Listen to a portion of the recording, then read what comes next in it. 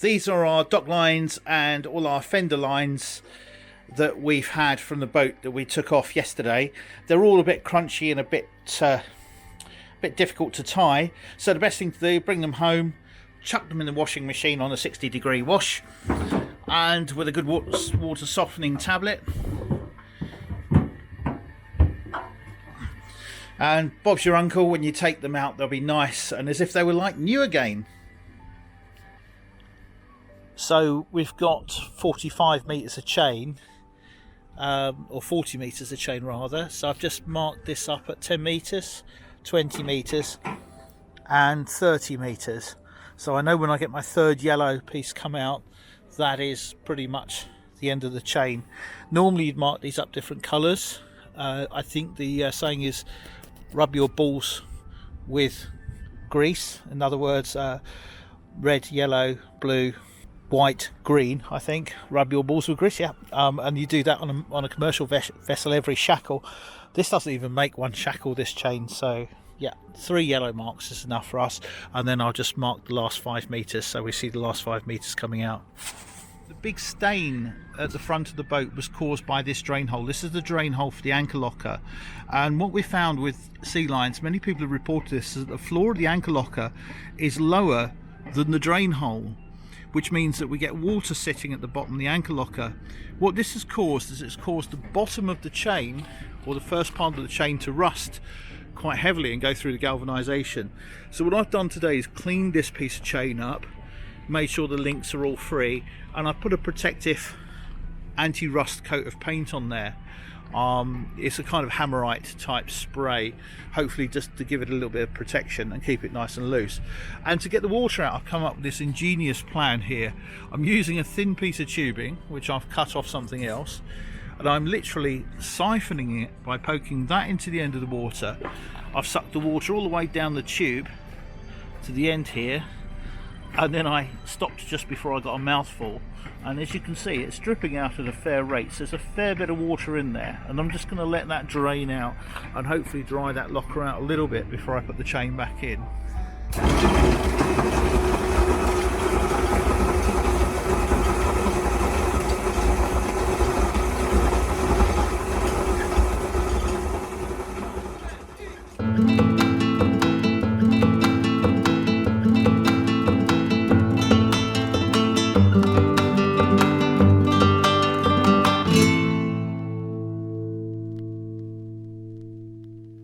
I still have a set of bellows and one of the block anodes from an old boat that I had, and I've also had a delivery of some extra parts from Key Part. So I'm going to get those unpacked and have a look, and we'll decide what we're going to do today and what exactly we're going to do with the outdrives. So this is everything that's in the package. I've got a new set of bellows there to match the other pair that I have, although they are OEM Volvo. I have had them on the shelf for approximately a year. I'm not entirely sure if I'm going to be changing the bellows as yet. But one of the important things about bellows and why they have to be fitted correctly is have a look in there. That little spring's got a hook in it, and these sit exactly one way and one way only. If you look around the rim, they are marked as a top and a bottom. If you don't get that top on top, you run a chance of that ring catching your universal joint and wrapping around the universal joint as it turns and stripping these bellows. So they must be fitted correctly every single time. You must follow the instructions. With the weather much colder than it had been in previous days, I made sure that the anchor chain had been put away properly, finished that job off, got everything unpacked ready for the outdrive servicing, and then took myself off to breakfast.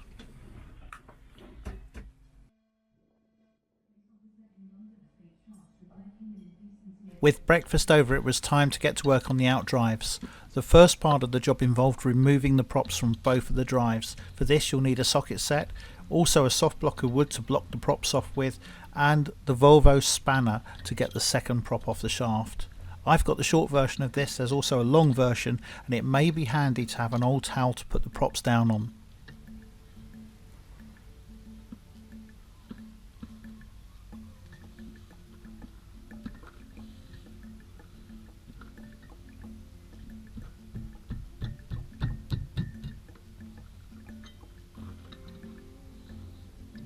So that's the first spinner off. We're going to clean that up in a bit, and then we're just going to rotate this prop off its shaft. There's a very slight twist on the shaft as you do it.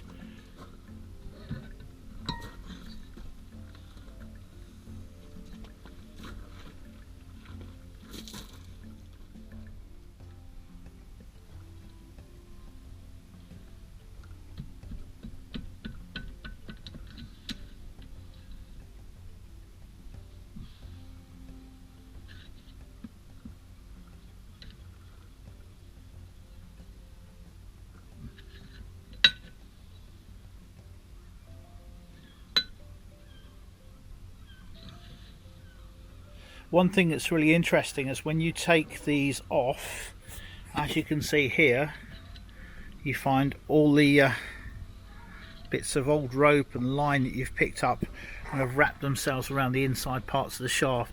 These are the things that knacker the seals up. So just going to take this second prop off. You sometimes have to give it a bit of encouragement, a little bit of a knock from behind. Don't forget it's jammed in with the wood at the moment, but just take that off nice and smoothly.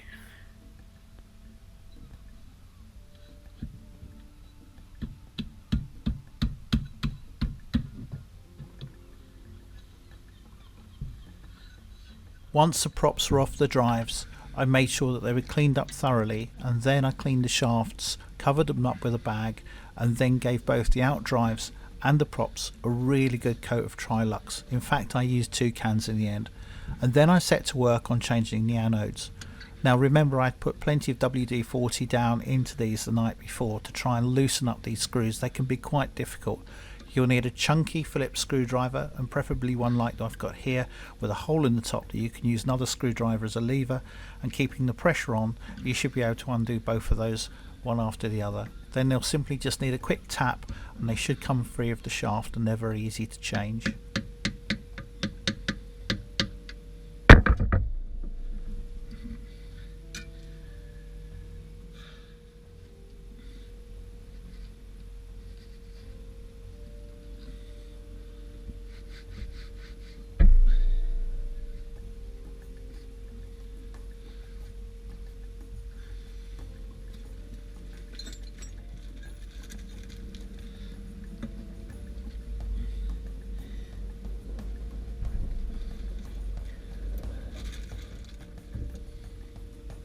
Once the anode's in place, it's simply a case of tightening it in. If you have 2 drives like us, then it's a simple case of just replacing the second one exactly as you have the first.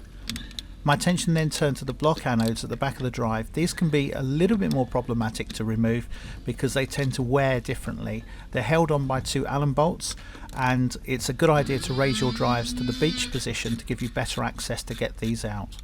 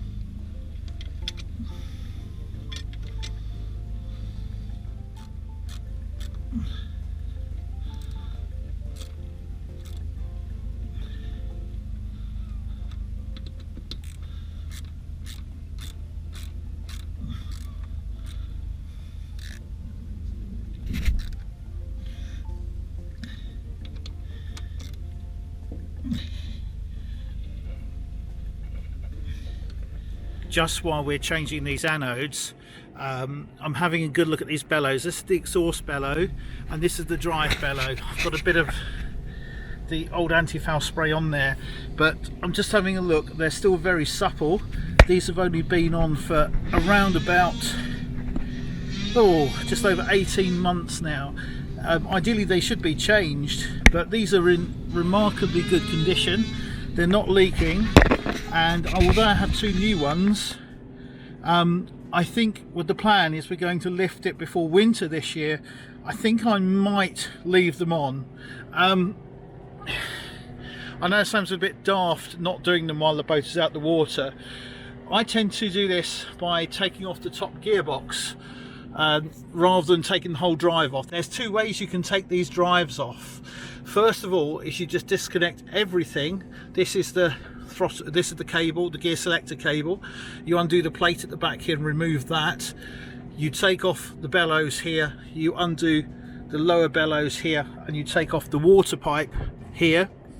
Then you undo these rams. These are held together with a small pin.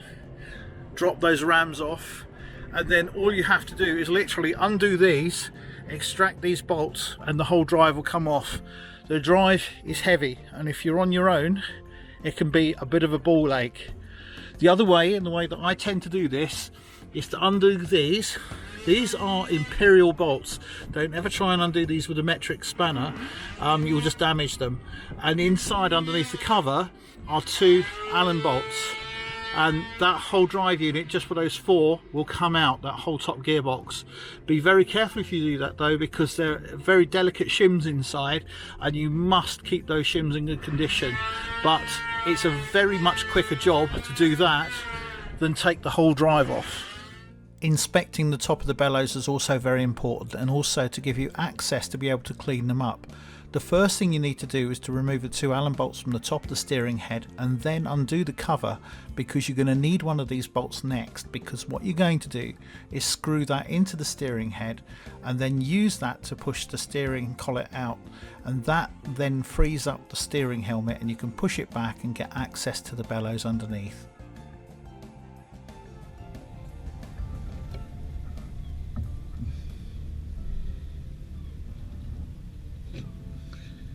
So I've just dropped the steering helmet off here just by winding this back out, and I can have a real good look at the bellows, and as you can see this side they're still very soft, and I've had a good look all round underneath and on top. I think 18 months. I'm going to leave these on, although I have two replacements. I'm going to leave these on for the rest of this season and then change them at the end of the season. You can see they're still very flexible, and there's no damage that I can see anywhere there. I've had the legs extended up to the maximum, left and right as well. So I think on this occasion, I think I'm going to leave these bellows exactly where they are.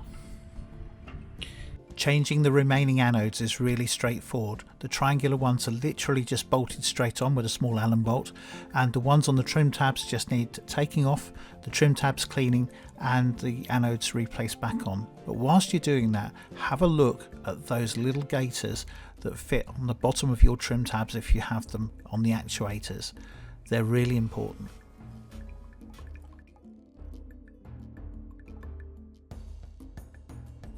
The last job I'm intending to do is to do an oil change on the outdrives. Best thing to do is to undo the top, just let the air come through, and then go round to the bottom of the drive where the drain hole is. You will need to replace the washer on the back of that when you do this. It's going to take a while to drain out, but you really need to do that. If you have some emulsified oil, the water normally gets in the gear selector here.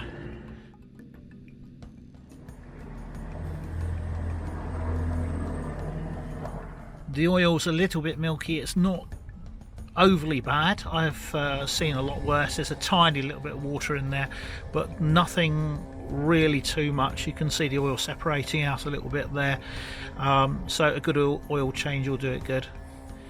Refilling the oil is a very simple process. You use a pipe into your oil in a pump, and then there's just an attachment that goes into the bottom of the outdrive.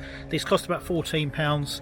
They're well worth it, and just help you just put the oil back in afterwards.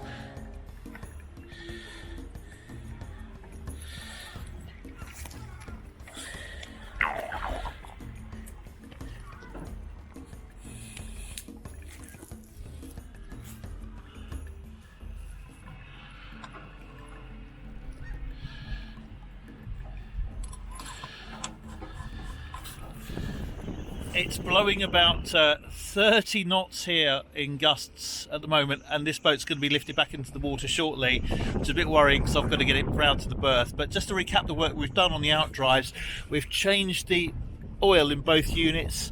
It's around about just under 3 litres per outdrive. We've refurbished the props, made sure the props are good to go. They're firmly back on, and just cleaned them up thoroughly. They've all had a coat of Trilux anti-foul. It's a very expensive spray, but it works really well. We've changed these ring anodes here, we've changed the anodes here, and we've changed the block anodes at the back here. And also what we've done is had a really thorough inspection and cleaned up these bellows. They're good to go for another season. And just moving over to the trim tabs, we've changed the anodes here on the trim tabs. We've had a good inspection of these. These are good, but these need to be changed every couple of years as well. They're not broken, they're a bit grubby, but I'm reluctant on these L trims to clean them up too much. But as I say, I've stretched these out and there's absolutely no damage within those, and just having a good look through them. I really should have changed them anyway, because they're cheap enough, £20 for a set. I've got to admit I forgot to order them, but keen to get the boat back in the water when we can. With Easter coming, hopefully the weather's not going to be snowing, hopefully it's not going to be windy.